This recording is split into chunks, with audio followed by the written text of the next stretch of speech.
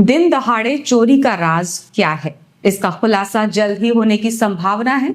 लगातार हो रही चोरियों के मद्देनजर 3 अनुभाग की 5 टीमें चोरों का पर्दाफाश करने के लिए सक्रियता से जुट गई है और पुलिस चोरी की वारदातों की सभी कड़ियों को जोड़ रही है।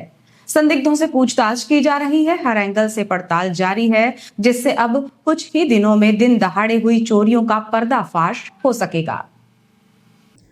चोरी की वारदात का पैटर्न बदलकर दिन दहाड़े चोरी की वारदात को अंजाम देने वाले चोर काफी शातिर हैं, जिनकी पतासाजी के लिए पुलिस मुस्तैदी से जुटी हुई है और चोरी की वारदातों की कड़ी से कड़ी मिलाकर चोरों तक पहुंचने का प्रयास हो रहा है। बीते दिनों पुलिस अधीक्षक ने प्रेस वार्ता करते हुए बैहर अनुभाग में हुई 6 चोरियों का खुलासा करते हुए 7 अंतर्राज्यीय चोर गिरोह का पर्दाफाश किया था।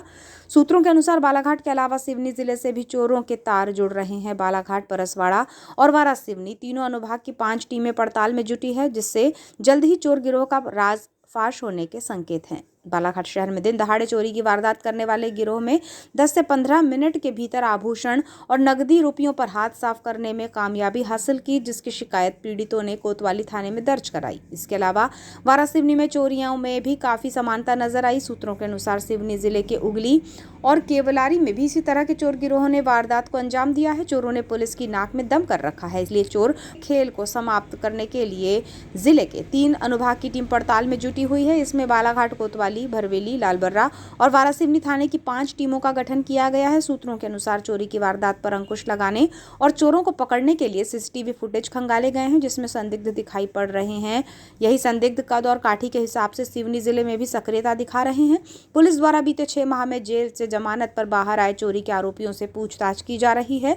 सूत्रों के अनुसार पुलिस की पहुंच चोरों तक लगभग हो चुकी है और जल्द ही बीते कुछ समय शहरी क्षेत्रों में दिन दहाड़े हुई चोरियों का पर्दाफाश हो सकता है, जिसमें इन चोर गिरोह से वारदात को लेकर खासी जानकारी हाथ लगने के संकेत हैं। इस संबंध में पुलिस अधीक्षक नगेंद्र सिंह से चर्चा की गई तो उन्होंने बताया कि पुलिस की टीमों का गठन कर चोरी के मामलों में अलग अलग एंगल से पड़ताल की जा रही है। सिवनी जिले के 2 थानों में भी चोरियां हुई हैं, जिसमें भी समानता है। हमने सीसीटीवी फुटेज खंगाले हैं और संदिग्धों से पूछताछ की है, जिसके बाद कहा जा सकता है कि जल्द ही चोरों को गिरफ्तार करने में कामयाबी मिलेगी। देखिए, हमने कुछ आदतन अपराधियों को इसमें चिन्हित किया है जो पहले भी चोरियों के आरोप में रहे हैं, जेल में रहे हैं। इसके अलावा कुछ गिरोह भी हम यहाँ पे चिन्हित कर रहे हैं, जिन पे शीघ्र ही कार्रवाई आपको सामने दिखाई देगी। अभी हाल ही में हमने एक गिरोह को मलाजखंड क्षेत्र से गिरफ्तार करने में सफलता भी हासिल करी थी।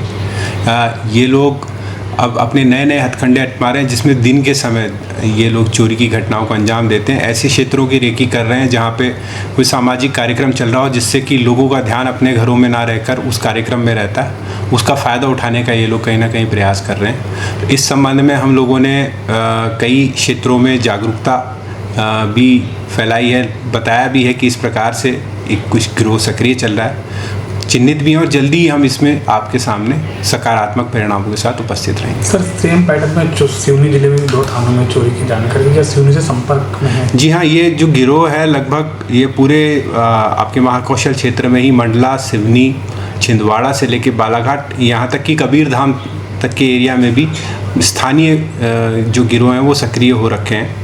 अक्सर इनका तरीका वारदात ये रहता है कि कुछ स्थानीय लोगों को अपने साथ में जोड़कर जो पहले से चोरी करने के पेशेवर आरोपी रहते हैं, वो क्षेत्र की रेकी करके ऐसी घटनाओं को अंजाम दे रहे हैं। पर जैसा कि आपको बताया, हमारे पास कुछ सुराग लगे हैं, जिसके आधार पर हम शीघ्र ही आपको कोशिश करेंगे कि जल्दी से जल्दी इसमें परिणाम दें।